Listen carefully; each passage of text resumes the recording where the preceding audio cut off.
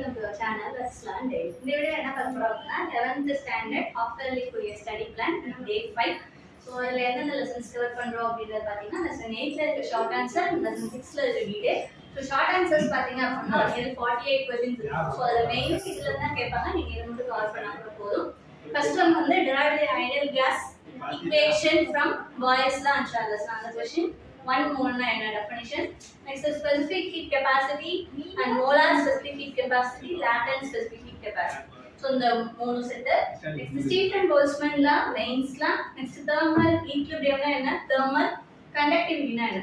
Conductivity எப்பயாவது கேட்பாங்க, thermal equilibrium பாத்துக்கோங்க. Next thermodynamic system na enna and what are its types?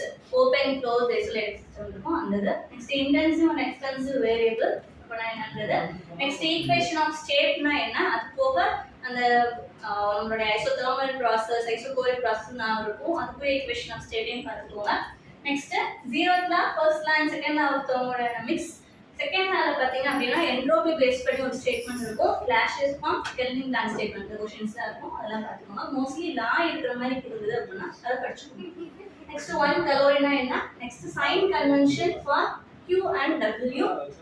Next what is PV diagram, அதுக்கு அந்த நாலு process குரிய PV diagram, அதுக்கு equation of state.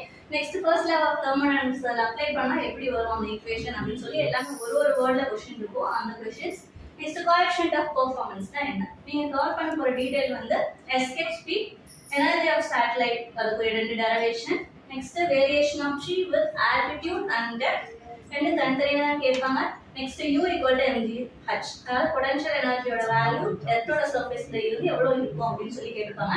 இது உங்களுடைய ஆப்ஷன் தான், நீங்க மீதி இருக்க அந்த क्वेश्चन படிச்சா போதும். சோ இன்னைக்கு இந்த क्वेश्चंस கவர் பண்ணிக்கோங்க. Thank you.